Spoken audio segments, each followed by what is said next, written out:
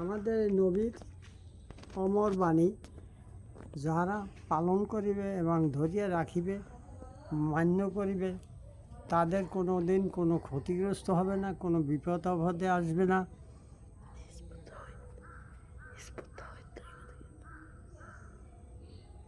না, আপনি যে হিজবুত তাওহীদ সম্পর্কে কিছু কথা বলতেছিলেন। হিজবুত তাওহীদ অর্থ নবীজির বিধান, আল্লাহর বিধান এলে সঠিক বিধান। এই বিধান আমরা যদি মানি তা আমাদের কোনো দিন এপুরি এবং উপরিতেও কোনো বিপদের আশঙ্কা থাকবে না। কিন্তু আমরা তো মান্য থাকতে পারি না, টিকতে পারি না, কেননা খুব কঠিন পথ, কঠিন রাস্তা। হ্যাঁ, আপনার কাছে একটা প্রশ্ন। এই যে হিজবুত তাওহীদকে মানুষ তুচ্ছ তাচ্ছিল্য করে বিভিন্ন রকম কথা বলে যে হিজবুত তাওহীদ ভণ্ড, এখানকার ইমামরা ভালো না, তারা অন্য নিয়মে নামাজ পড়ে, অন্য তরিকা ফলো করে, এটা কি সত্যি? এটা সত্যি না। কেন হিজবুত তাওহীদ ভণ্ড কয় যে হিজবুত তাওহীদ বড় কঠিন রাস্তা। এই কঠিন রাস্তা যারা মানতে পারে না দেখে হারাকা ওরা ভণ্ড। আর যত ভণ্ড তারা ভণ্ডই করবে, ভণ্ডামি রাস্তায় তো মানুষ বেশি। তাহলে আপনি এই উক্তি দ্বারা কি বোঝাতে যাচ্ছেন যে এখন যে বর্তমান বিশ্বের যারা ওয়াজ করে, বক্তারা, মুফাসসির, আলেমরা, তারা কি ভণ্ড? হ্যাঁ, তারা ভণ্ডের মধ্যে।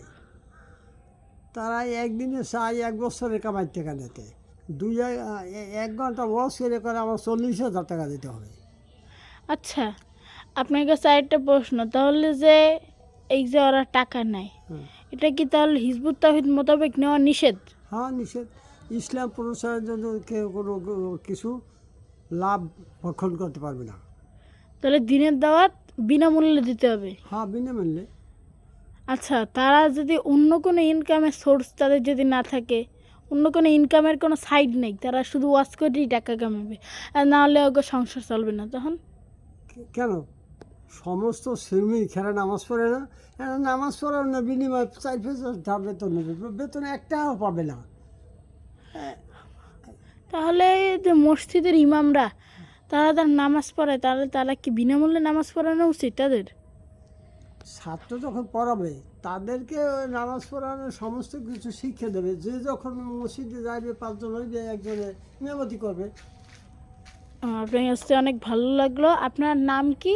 আমার নাম আব্দুল মান্নান মির্জা।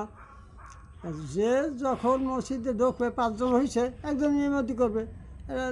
রেগুলার হারে রাখতে হইবে, মাস বরাদ দেয়, বেতন খালে 20,000, তার বেতন দেব 4-5,000।